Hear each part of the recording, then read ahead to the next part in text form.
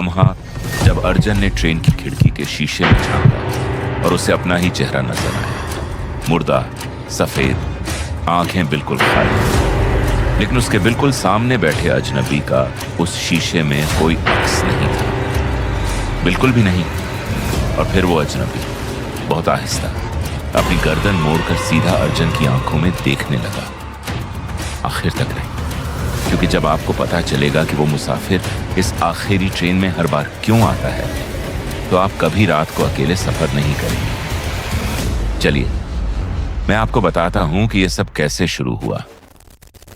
अगर आप वाकई असली और खौफनाक कहानियों के शौकीन हैं, तो अभी इस वीडियो को लाइक करें और चैनल को सब्सक्राइब कर लें। आपका एक क्लिक अगली कहानी को हकीकत बनाता है। चलिए अब इस कहानी को वहीं से आगे बढ़ाते हैं जहां असल खौफ शुरू होता है।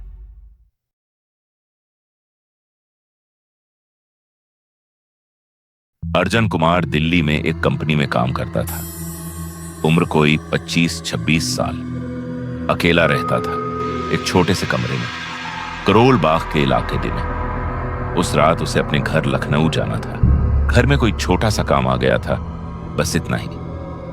वो नई दिल्ली रेलवे स्टेशन पहुंचा तो शाम के 7 बज रहे थे। उसकी ट्रेन रात 8 बजे थी, लेकिन जब उसने बोर्ड देखा तो ट्रेन 2 घंटे लेट थी, फिर 4 घंटे लेट हो गई। जब रात के 11 बजे थके हुए अर्जुन ने फिर बोर्ड देखा तो ट्रेन कैंसिल हो चुकी थी। अब वो वहां खड़ा था, परेशान, थका हुआ, बैग कंधे पर। उसने एक बुजुर्ग कुल्ली से पूछा कि लखनऊ जाने का कोई रास्ता है अभी।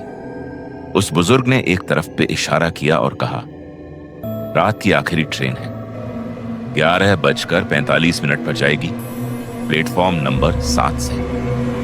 अर्जुन भागा। प्लेटफॉर्म नंबर 7 पर पहुंचा तो ट्रेन मौजूद थी, बिल्कुल खाली। एक अजीब किस्म की खामोशी उसके गिर्द थी। बाहर बहुत कम लोग थे। अर्जुन ने अपने डिब्बे में कदम रखा और उसका दिल थोड़ा भारी हुआ। पूरा डिब्बा खाली था, बस अर्जुन अकेला।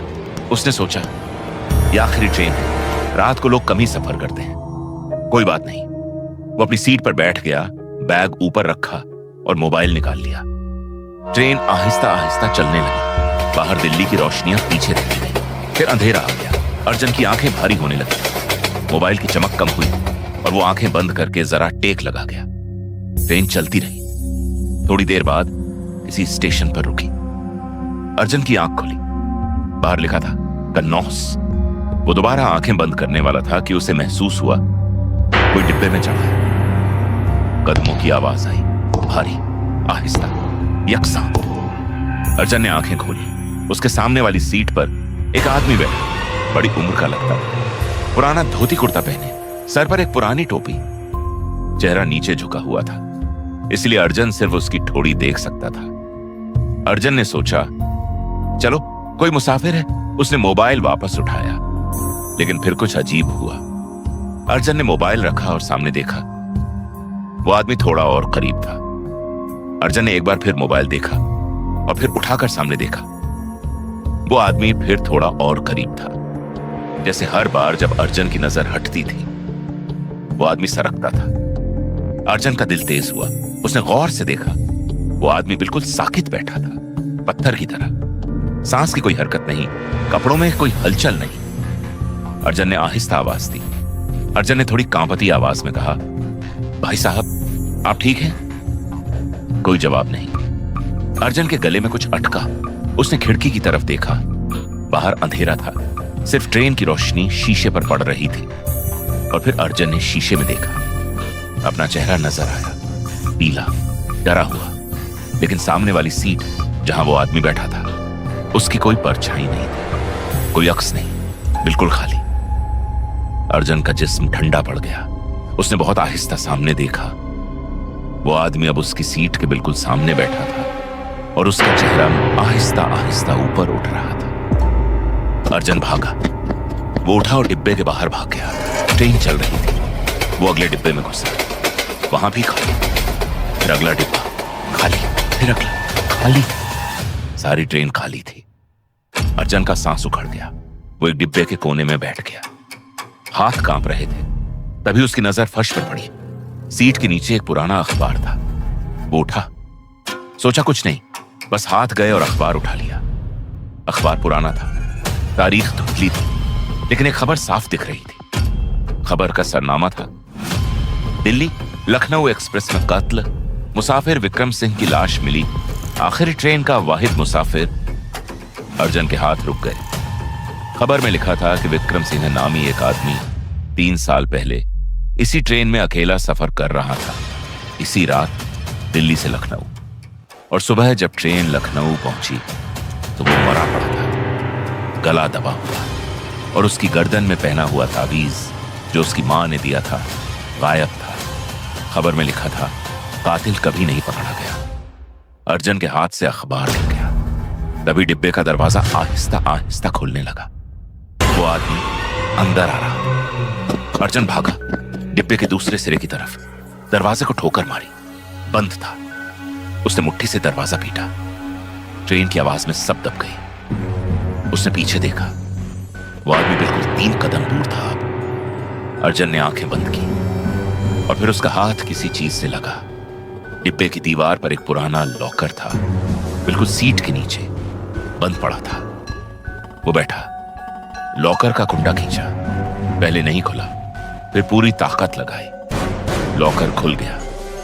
अंदर एक पुराना ताबीज था, जंजीर टूटी हुई, काला हुआ, लेकिन अंदर कुछ नक्श थे।